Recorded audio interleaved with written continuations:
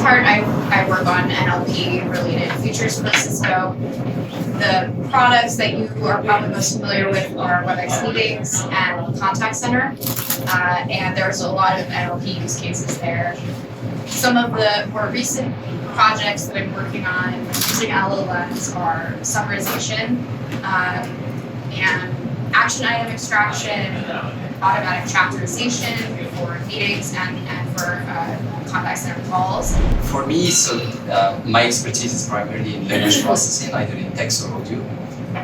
More recently, I've been mainly focused on semantic search, which is essentially the capability of finding content that is similar to some input that you get.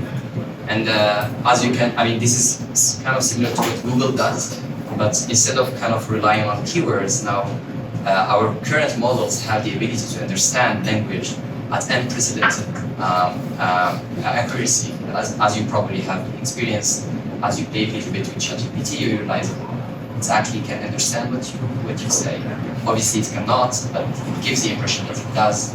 So, trying to take these capabilities and the technology and models behind it to try to scale them up to be able to search for data at million scale and more has been a very interesting, challenging problem that I've been tackling in recent years. And before that, at Spectrum, we worked on content moderation, and that was the centerpiece of that was really trying to understand user-generated content, trying to understand what is their intent, what do they is a piece of is a message safe or not, and trying to detect really what type of classify that message to see what type of content or what type of behavior is that positive, negative, and if it is negative, what type of negative behavior, and kind of going down that path. So at drinks, you start off looking at wine.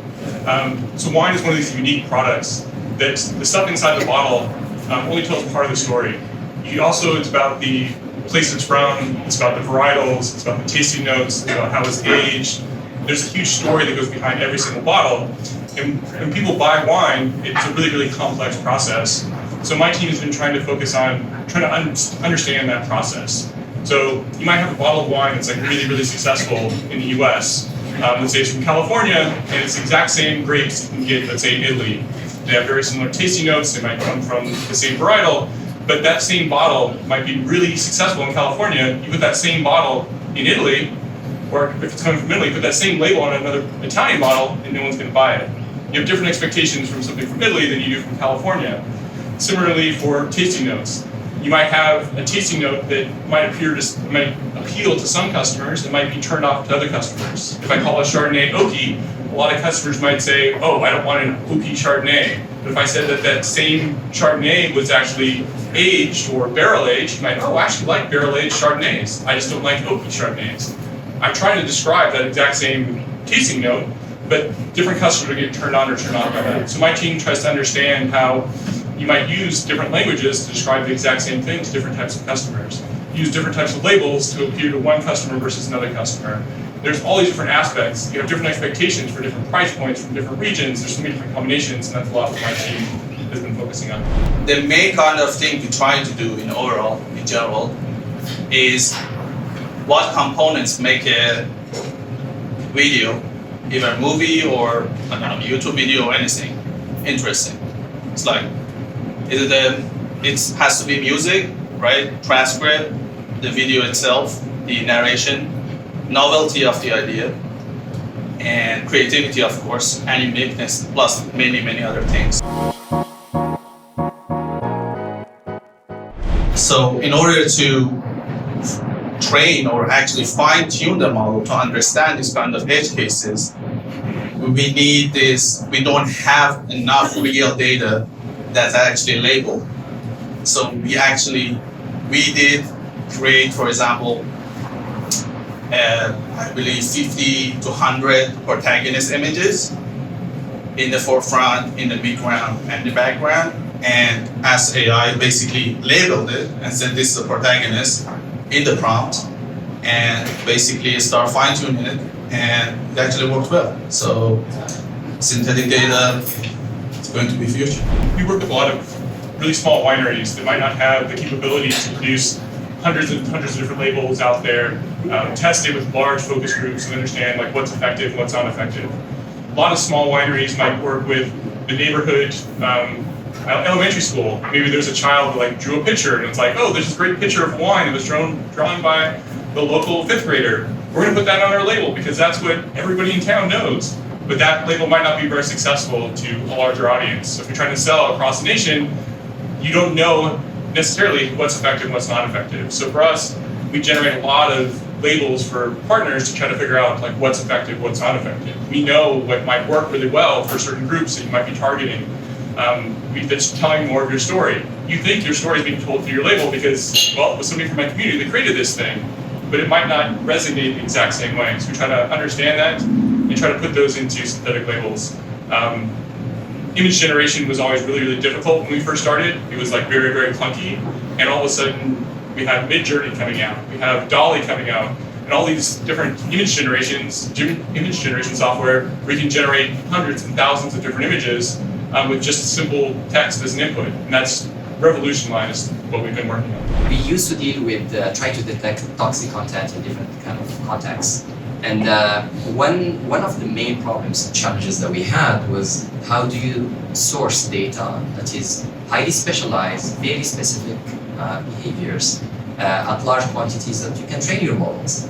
And what we realized really it impacted the kind of the turnaround and life cycle of producing solutions by a significant amount of time, trying to find the right data, label it, check for its quality, and then train your model. Actually, training the model becomes the easy part. The hard part is actually finding the right data to train your models that is of high quality with good labels. And that's kind of the motivation here is if we ran into that problem, many other companies ran into the same problem of not just getting the correct data that you need for your target application. So in my experience, having the ability to source data that is that you can specify the criteria for, and doing it, like sourcing it is one thing, but then labeling it and testing it, evaluating the quality of it in a cheap and fast way is really key to kind of try to turn around the crank for generating models and building solutions that power them. And that's something that I'm sure that many companies have struggled with as we did back when we were at the spectrum. You'd think working at Cisco, I'm just swimming in data, right? We've got millions of meetings, millions of contact center calls every month, thousands of customers. We must just be, like swimming in data. I'm not, okay? I have zero data. Cisco takes its reputation very seriously as a responsible gatekeeper of your data. And because of that, even I, as somebody who's worked at the company for many years, have almost no access to real customer data. This is my number one biggest headache of working at Cisco is the data shortage. And we try to source public data sets. We scrape the internet for things, but those data sets only come so close to real world data. Even when supplemented by the few data sets we do have from customers and ourselves that we've scraped together, it's very small and not necessarily representative of the wide distribution that we're trying to cover. So we have attempted synthetic data generation using both models and humans with varied success. We've found that, in general, models can do a pretty good job of synthetic data generation, but as soon as you get to something more complex, like trying to generate an entire synthetic transcript for a call between two people, let alone three people, or a meeting, a contact center call, they're on the order of minutes long, but a meeting is, the average meeting is 45 minutes long. And I remember trying to get GPT-3 to generate synthetic transcripts between two people, and every once in a while it would produce something that like kind of sounded legit. It was really not bad. It was maybe a little bit basic, and maybe the sentiment was a little bit too high on the chart of like really angry customer, which was always funny. But the majority of the time it just produced nonsense or would repeat itself over and over again. And then the challenge became, well, now we need to design some system to filter out whatever it's producing, because only a very small percentage of it is actually usable.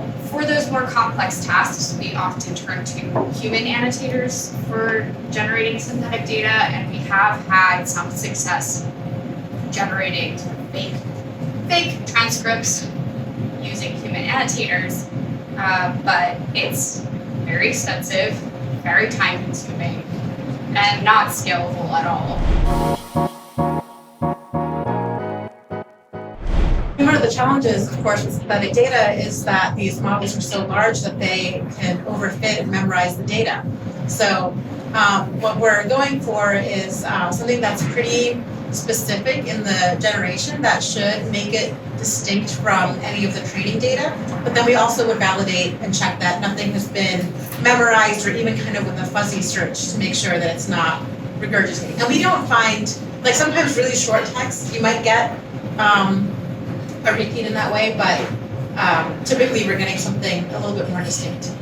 At a certain level, like when you're doing data science and AI, you have to get into the weeds and just like look at the data.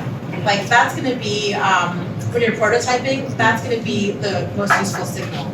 But then in terms of metrics that we're using to evaluate on a broader scale, we do have subjective evaluation based on the criteria that we're looking for in that particular data set that is run by another model, and then we're generally trying to match the distribution of the real data along a very long list of attributes. So we find that the closer we are to that distribution, the more realistic the data will seem.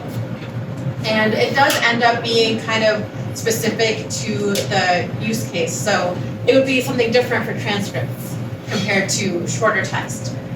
We also check for label accuracy.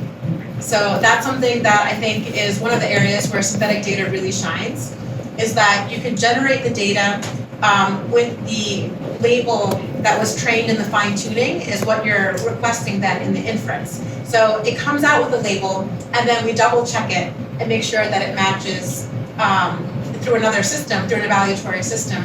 And then when we have those two matches, now that's going to be much more likely to be a reliable label.